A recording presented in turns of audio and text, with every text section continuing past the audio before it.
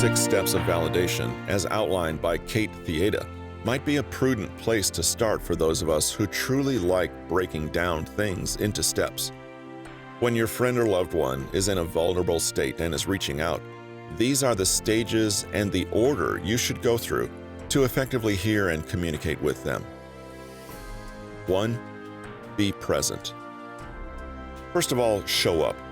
This is at once the easiest yet trickiest step of all. It doesn't mean just being physically present and maintaining eye contact. Being present is actually more like 2 smaller steps. Giving your partner your absolute attention, then being accommodating and understanding that they're having big emotions at the moment. The first part is physical. It just means eliminating distractions. Turn off your phone, switch off the TV, and reduce the volume of music to a hum in the background. You could also just turn it off, but relaxing music can make the environment for communication a little easier. It's obviously more complicated in a public space. If it's easy to move to a quieter spot, do so. If not, try to ward off distractions by keeping complete visual focus on your partner and leaning in to hear if you have to. The second part means accepting your partner's strong feelings, showing up in a sensitive way. We can react too quickly to a display of intense emotion, and it's fair to feel initially startled when someone's severely sad or angry. As soon as the shock recedes, though, it's crucial to let your partner know you want to deal with them as they are. You can do this by asking an open-ended question.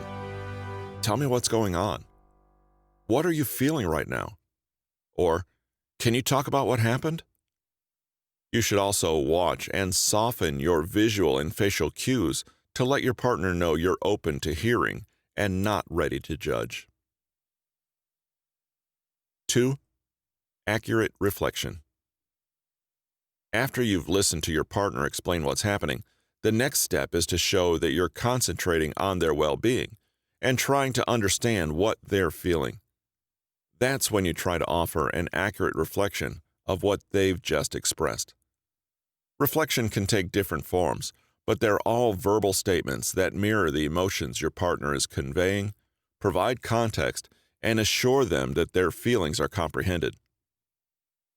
I sense that you're disappointed about not getting that job. Or, I can hear your anxiety about having to deal with your family at Thanksgiving. It doesn't have to be more than a sentence or 2 of acknowledgement. In fact, it shouldn't be. It should be just enough to let your partner know that you're hearing them, that you've invested your interest and concern, and want to hear them continue their story. Also, try to paraphrase their feelings in your own words, instead of just repeating what they've said to you word for word. Simply echoing their statements verbatim only proves that you have a good short-term memory. Rephrasing it in your own language, though, shows that you're trying to understand them on a deeper level. Plus, parroting something back to someone could be mistaken for sarcasm, like an adult mimicking a crying child. 3. Reading behavior and guessing what they're feeling.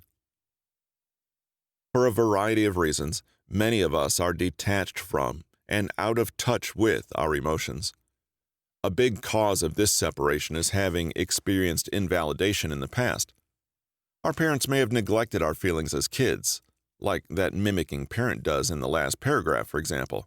Or perhaps we've tried to be honest about our feelings with others, and their reactions were so harmful that now we repress our emotions and keep them buried.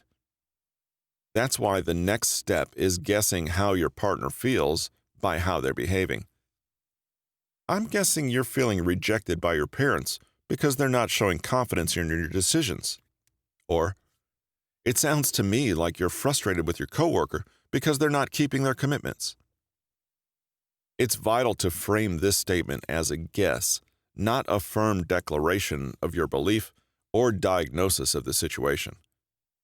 Being assertive sets you in a position where you're superior to them and you know the answers to their problems. That creates a distance, a sort of mentor-student relationship that might make them less forthcoming, not to mention resentful. This is a step beyond reflecting emotions, because you aren't waiting for them to express themselves. You're taking the lead here and trying to lead them to an emotional resolution. Another reason you need to present your interpretation of their feelings as a guess is, of course, that you might be wrong. In this step, being wrong is completely okay. You're trying to figure out what their emotions are, but ultimately, they're the ones who are feeling their emotions, and they know best what those are. If you guessed wrong, they might correct you. That too is completely okay. Give them a safe environment to explain themselves. If they know you're just guessing, they'll feel more secure in clarifying what's happening with them. Hello, listeners. We're going to break from the episode for just a moment to bring you a word from our sponsor, Let's Get Checked.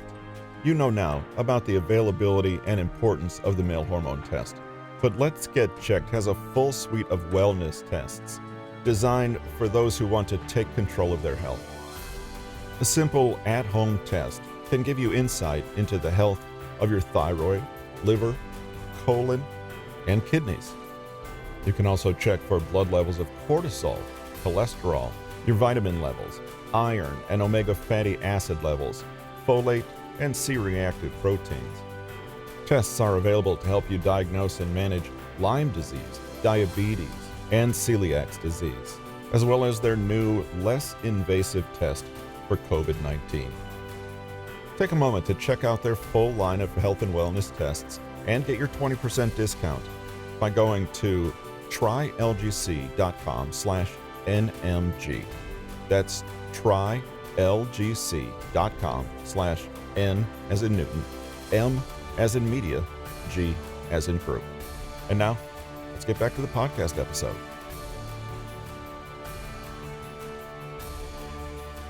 Understand their behavior in the context of their lives.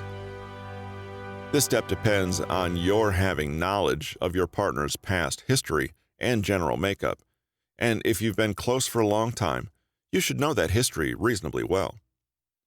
All the reactions we have now are the product of events and experiences that we had in the past, as well as the way we're biologically constructed. In this validation step, you express a connection with their behavior by understanding how the past has shaped their actions and feelings. For example, let's say your friend was hit by a car while he or she was riding their bike as a child. The injuries weren't serious, but the event was understandably traumatic. Particularly since it happened when they were very young and impressionable, they may feel fearful about getting on a bike or crossing the street in heavy traffic. That's a somewhat simple example in which everyone turned out relatively okay in the end, though it sucked at the time. But be aware, there are many more serious and painful experiences for your partner that may be at play. They may have endured abuse, suffered from the early death of their parents, seen terrible violence in wartime or combat, or some other intense tragedy. You should tread with a little care in these instances, and your response should reflect that care. Knowing how you lost your mother at an early age, I think I understand why you're afraid of abandonment. I imagine you can't easily trust someone after being in that abusive relationship. 5.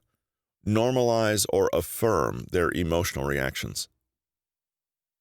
When something happens that causes a big reaction in us, it's a unique and new event. It's not a normal occurrence. It causes us to feel something we don't feel in the usual course of our lives, but it's important to validate that. Although the situation isn't normal, our partner's emotional reactions to that unusual situation are entirely normal. For example, getting fired from a job isn't a small deal. It's a rare happening that can cause a lot of extreme stress and trauma. Someone who just got fired may be feeling anxious and worried for their future, and it's very important for them to know that anxiety and worry are completely proper things to feel. If I just got laid off, I'd feel nervous about the future too. Your partner must understand that their reactions are not bizarre or wrong. They need to feel that others would feel the same way if they were going through it. However, when affirming their feelings as normal, it's important to not say something like, "You'll be fine," or "It's going to be okay." These statements, well intended as they are, actually invalidate your partner's feelings by effectively ending the discussion, negating the effect of their hard feelings. You actually don't know if it's going to be fine. Even if your historical experiences with those feelings have turned out to be okay, that doesn't mean theirs will. A preferable option would be, "I have faith in your ability to get through this." But even that's not completely necessary at this point. Your partner's feelings should be center stage, and they have to know that they are. Your being able to comprehend and validate how they feel is much more important to them right now. They need to be able to complete that expression on their own without getting cut off by a nice sentiment that means well. 6. Radical genuineness. This is related to the previous stage of normalizing your partner's feelings and goes a step further. At the end of your communication, your partner should feel that they're a real person experiencing valid feelings and not someone who's crazy and incompetent. Your end game should result in your partner feeling loved and taken seriously, that you consider them your equal, and that they're just going through an exceptionally hard time at the moment. This might be a good time for the expression, "I have faith you'll get through this," since it relates to their being a normal person in a challenging situation. But it's important to establish that you believe them to be that way, that you know they're able to solve their problems or adapt to changes, that they're not helpless or unable to make anything right. This is the definition of radical genuineness, treating and supporting your loved one as a human being that you trust and believe in, especially when they're down. Relationships and friendships emerge from feelings of love, happiness, and satisfaction, but they're preserved by shaping those sentiments into practicing validation, and that takes work and conscientiousness. This has been Improve Your People Skills: How to Connect with Anyone, Communicate Effectively, Develop Deep Relationships, and Become a People Person. Written by Patrick King, narrated by Russell Newton. Copyright 2019 by Patrick King. Production copyright by Patrick King.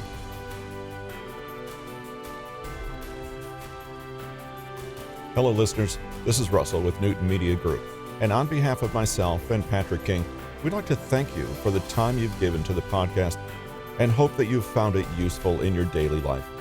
We value your time, which is why our episodes begin immediately with content, but we also highly value your opinion and would greatly appreciate if you would leave us a rating and a review in your podcast provider. Also, don't forget, if you'd like a copy of the free mini book on conversation tactics, take a moment and visit patrickkingconsulting.com to request your free copy.